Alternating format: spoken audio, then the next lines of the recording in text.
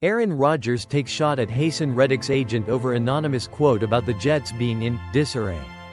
New York Jets quarterback Aaron Rodgers recently fired back at an anonymous quote suggesting the team's locker room is in complete disarray. The quote, which indicated a terrible vibe inside the team, raised eyebrows, especially since it was linked to Haason Reddick's camp.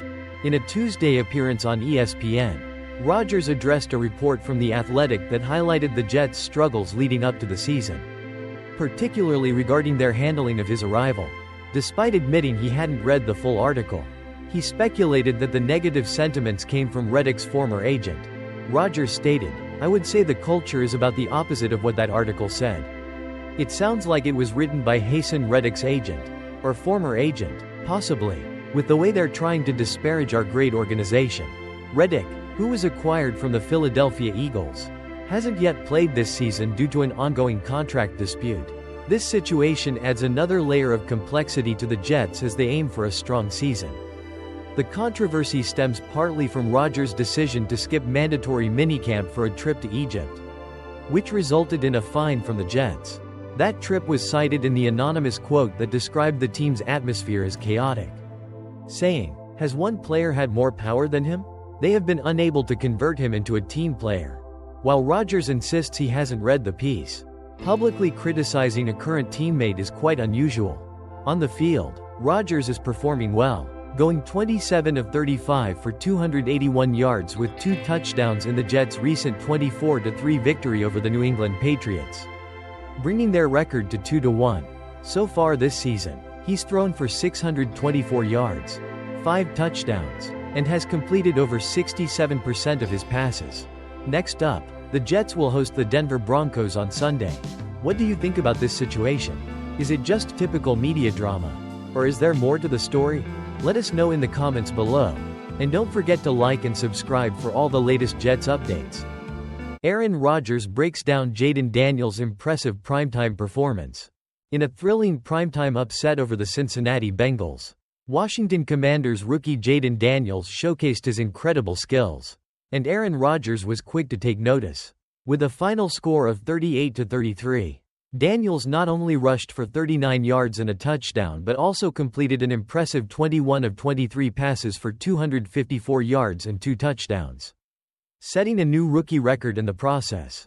On the Pat McAfee Show, Rodgers highlighted what stood out most.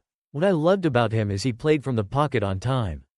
When you can do that, you can stick around the league for a long time." Daniels, the second overall pick in the 2024 NFL Draft, has the athleticism that the Commanders want to leverage, but his ability to deliver precise passes is what truly impressed talent evaluators during his Heisman Trophy-winning season at LSU. Over 2 years, he threw for 6.725 yards, connecting on 57 touchdowns against just 7 interceptions. As Commanders head coach Dan Quinn noted, "He's definitely a dual-threat player, but he's definitely a passer first." This week, Daniels demonstrated that ability by doubling his air yards per attempt to 9.2 against the Bengals, taking more calculated risks and hitting key big plays. In a standout moment, he connected with receiver Terry McLaurin for a 55-yard completion that set up a touchdown run, showcasing both his arm strength and awareness. And in a crucial moment with just over 2 minutes left in the game, he executed a perfectly timed 27-yard touchdown throw to McLaurin. Despite facing pressure, Rodgers praised the complexity of that throw, stating, "He knew there was pressure. He had the beautiful stop and go on the outside. It's really hard when you have a guy bearing down on you." After the game, Daniels expressed gratitude for his coaches and teammates, acknowledging that while the success has been somewhat surprising, he believes it's a result of the hard work he's put in. Rodgers believes that maintaining a focus on pocket passing will be key for Daniels as he continues to grow. He drew parallels to Josh Allen's success this season, emphasizing that winning football is about playing effectively from the pocket before making plays outside of it. Jayden wasn't running all over the place unless it was red option stuff. He was throwing the ball on time from the pocket. Rodgers remarked, "The key to sticking around the league is playing from the pocket." As Daniels builds on this foundation, he has the potential for a bright future in the NFL. What do you think of his performance? Let us know in the comments below. Don't forget to like and subscribe for more NFL highlights and analysis. Mike McDaniel on Dolphins QB dilemma: who will start against the Titans? As the Miami Dolphins face off against the Tennessee Titans in Week 4, uncertainty looms over their quarterback situation. After a rocky start to the season at 1-2, including back-to-back losses to the Buffalo Bills and Seattle Seahawks, the Dolphins find themselves in a tough spot. In their latest game, the Dolphins managed just 3 points against Seattle, and injuries have taken a toll on their QB lineup. Tua Tagovailoa is already sidelined with a concussion, and backup Skylar Thompson suffered a rib injury during the last match. At a Tuesday press conference, head coach Mike McDaniel shed light on the situation, stating that the team is exploring multiple options as they prepare for the Titans. He described the scenario as one of varied uncertainty. If Thompson is healthy, he'll likely be the starter, but his status is still unclear as the team evaluates his condition over the next 48 hours. McDaniel noted, Skylar's more day-to-day. Should Thompson be unable to play, the Dolphins could turn to Tim Boyle, who finished the Seahawks game after Thompson's injury, completing 7 of 13 passes for 79 yards without scoring. Alternatively, they have Tyler Huntley, who joined the team last week from the Ravens practice squad. McDaniel explained his choice to stick with Boyle against Seattle, citing Huntley's unfamiliarity with the offense as a challenge. He emphasized Tim was the better option for that moment. The coach acknowledged that starting Huntley against the Titans is a possibility for sure, but it will depend on the performance of Boyle and Huntley in practice, as well as Thompson's health. You're probably gonna have to make a decision before you'd like to just to give the players a chance to adequately perform, he added. If Huntley gets the nod, expect the Dolphins to make some adjustments to their offensive strategy. It's a fine balance that's not an exact science, McDaniel noted. As for Tagovailoa, there's still no timeline for his return. Currently on injured reserve after suffering a concussion in Week 2, he's meeting with neurologists this week. Despite calls for him to consider retirement, Tagovailoa has no plans to step away from the game.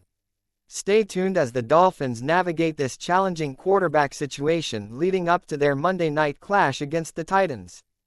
Bengals lose OT Trent Brown for 2024 season due to torn patellar tendon. The Cincinnati Bengals face a daunting challenge as they not only suffered their third loss of the season, falling 38-33 to the Washington Commanders on Monday night, but also lost starting right tackle Trent Brown for the remainder of the 2024 season. Reports indicate that Brown has a torn patellar tendon and will undergo season-ending surgery, although he is expected to make a full recovery. Brown, 31, was injured while blocking during a crucial first-and-goal play in the second quarter and had to be carted off the field. His absence leaves a significant gap in the Bengals' offensive line. In his place, first-round pick Amarius Mims will step up. Selected with the number 18 overall pick out of Georgia this offseason, Mims is considered a raw talent with potential, having started just 8 of 30 games in college. He played 39 offensive snaps against the Commanders, allowing 1 sack and 2 pressures on 27 pass-blocking attempts, according to PFF. As the Bengals seek to recover from their 0-3 start, they will need Mims to mature quickly and adapt to the demands of an NFL starter.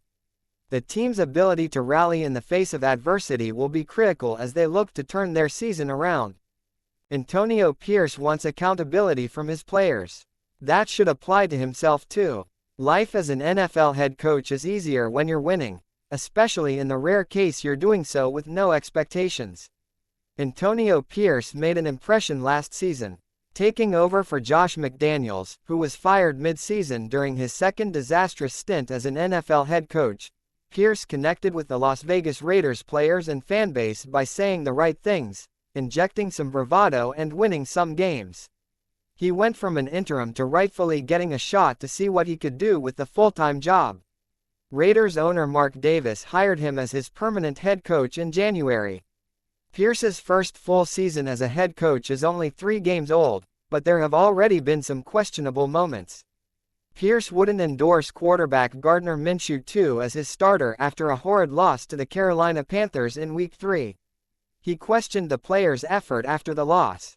His comment that some players made business decisions got traction in a hurry, During a fired-up news conference after the loss that was heavy on the theme that the Raiders got their behinds kicked, Pierce seemed to be at a loss for why some of the things that worked last season aren't working again. Same group, for the most part, all came back, Pierce said. Same technique, same coaches. It's not a different scheme. We're going to have to coach it better, be some hard asses on the guys, and guys have to take to rough coaching because we didn't see that coming on either side of the ball. Quote. There's still a lot of talk. Now it has to be followed up by substance. Antonio Pierce having a rougher time in year 2. The Minshew part of Pierce's week seemed to be a sign of an inexperienced coach. Minshew played pretty well in a Week 2 comeback win over the Baltimore Ravens, a stunning victory that kept the Raiders from a 0-3 start. Minshew wasn't good in Week 3, but nobody on the Raiders was, including the coaches. Though there was much more talk from Pierce about the effort of the defense than there was about getting outcoached by Dave Canales and his Panthers staff. Minshew got replaced by Aidan O'Connell late in the game, and then Pierce didn't say Minshew was still his starter when asked on Monday. I think we've got to get with the players and just evaluate everything from yesterday first, Pierce said. On Tuesday, reports said the Raiders were sticking with Minshew. An ESPN.com report quoted a source saying, "Nothing was ever pondered regarding a quarterback switch." Basically, Pierce left his quarterback hanging out to dry for nothing. Even if Minshew barely won the quarterback competition in preseason, treating him like that after a loss that was far from his fault isn't a great look. And then there was the "business decisions" line that caught fire. Is picking NFL games tough this year or what? Not just against the spread either. I was 7-9 straight up last week after all the uncertainty of Week 3 that saw upsets galore and survivor pools get blown up. That dropped my straight-up record to 24-24. Which tells you how crazy this season is so far. I am .500 straight up? What the heck? Against the spread. It was even worse last week. I went 6-10 to drop my record to 2-3-2-2-3. At least I am over .500 for the ATS picks. By the way, that record is tied for the lead in our CBSSports.com expert picks. Some experts we are. So let's get it turned around. We have one more week of September games. And then it's on to October. A month where things usually start to crystallize. Here's hoping I can navigate this final September week without much peril. It can't be worse than last week. Dallas Cowboys, -4.5, at New York Giants. Pick. Cowboys 27. Giants 19. The Cowboys aim to bounce back after 2 straight home losses, tightening their pass protection to secure the win. New Orleans Saints at Atlanta Falcons, -1.5. Pick. Saints 20. Falcons 17. Expect a low-scoring game with the Saints pulling off an upset against the Falcons' improved defense. Cincinnati Bengals, -4.5, at Carolina Panthers. Pick. Bengals 31. Panthers 25. A must-win for the Bengals. Andy Dalton faces his former team.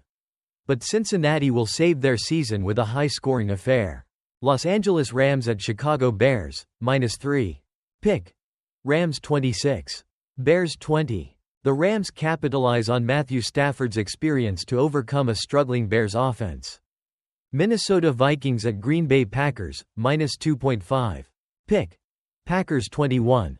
Vikings 17. A close, low-scoring matchup, with the Packers' strong defense edging out the undefeated Vikings.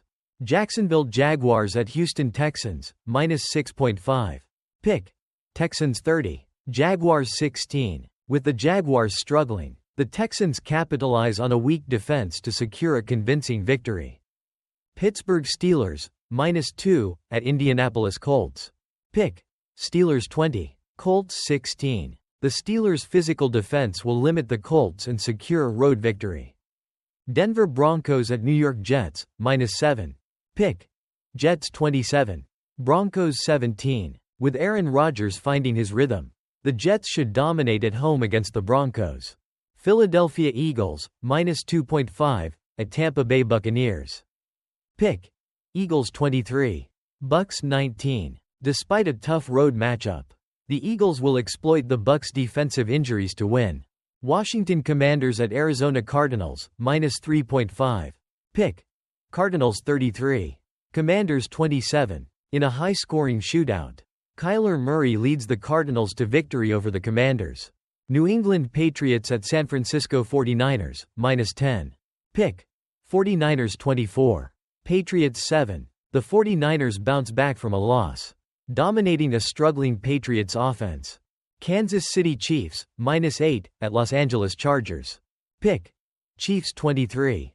Chargers 20. Depending on Justin Herbert's status, this could be close, but the Chiefs should edge out the Chargers.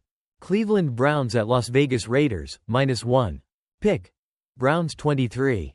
Raiders 17. Deshaun Watson improves, leading the Browns to a crucial road win. Buffalo Bills at Baltimore Ravens, -2.5. Pick. Ravens 24. Bills 21. In a battle for AFC supremacy, the Ravens' strong running game leads them to victory over the 3-0 Bills. Tennessee Titans, -1, at Miami Dolphins. Pick. Titans 25. Dolphins 21. Despite turnover issues, the Titans pull off a win against a Dolphins team struggling without Tua Tagovailoa. Seattle Seahawks at Detroit Lions, -4. Pick. Lions 28. Seahawks 21. The Lions take advantage of a tough schedule, proving their mettle against the unbeaten Seahawks. The Dallas Cowboys' decision to pass on Derrick Henry during free agency is shaping up to be a significant misstep. Henry, who expressed a strong desire to play for the Cowboys and has been a top performer since signing with the Ravens, showcased his skills with 151 yards and 2 touchdowns against Dallas, underscoring what could have been, while the Cowboys made minimal moves to address their roster, such as signing linebacker Eric Kendricks and re-signing Rico Dowdle. The need for a premier running back was clear after Tony Pollard's departure. Bringing back Ezekiel Elliott was not enough to fill that void, and the current running game is struggling, ranking near the bottom of the league in both rushing yards and efficiency. Owner Jerry Jones claimed financial constraints prevented them from pursuing Henry, but the reality is that creative cap management could have made a deal feasible. By employing strategies like dummy years to spread out signing bonuses, Dallas could have significantly reduced Henry's first-year cap hit, making it possible to afford him without compromising other key contracts. Moreover, the potential for tax advantages in Texas could have made a Cowboys contract appealing to Henry, possibly leading to a lower salary than what he accepted from the Ravens. The lack of state income tax in Texas is a substantial benefit compared to Maryland, where the Ravens are located. In hindsight, Henry would have brought a much-needed dynamic to the Cowboys' offense. His size and power could have balanced their attack, particularly in late-game situations and at the goal line, where they've struggled. Ultimately, this missed opportunity reflects broader issues in the Cowboys' decision-making. Despite claims of being all in for the season, their inaction in pursuing top talent like Henry raises questions about their commitment to building a competitive roster around Prescott and maximizing their playoff potential. Patriots owner Robert Kraft buys signed Tom Brady rookie card for $120 at auction. In a memorable moment, New England Patriots owner Robert Kraft purchased a signed Tom Brady rookie card for a whopping $120 while sitting right next to the legendary quarterback himself at a Sotheby's and Fanatics auction in New York. The card, graded an impressive 9.5, showcases Brady from his rookie season in 2000, a time when he was just beginning to build the legacy that would define the NFL. Kraft's excitement was palpable as he secured this piece of history alongside Brady on Tuesday night. This auction featured 4 Brady trading cards, but Kraft's purchase stood out. Brady spent the majority of his illustrious career with the Patriots, where he led the team to 6 Super Bowl victories over 20 seasons. Selected in the 6th round of the 2000 NFL Draft, he quickly became one of the greatest quarterbacks of all time, winning 3 Super Bowls in his first 4 years and adding 3 more titles by the end of his tenure in 2018. With a career total of 89.214 passing yards and 649 touchdowns, Brady's record speaks for itself. His impressive 219-64 win-loss record with the Patriots has made him a surefire candidate for the Pro Football Hall of Fame when eligible in 2028. The Patriots honored him this summer by retiring his iconic number 12 jersey and inducting him into their Hall of Fame.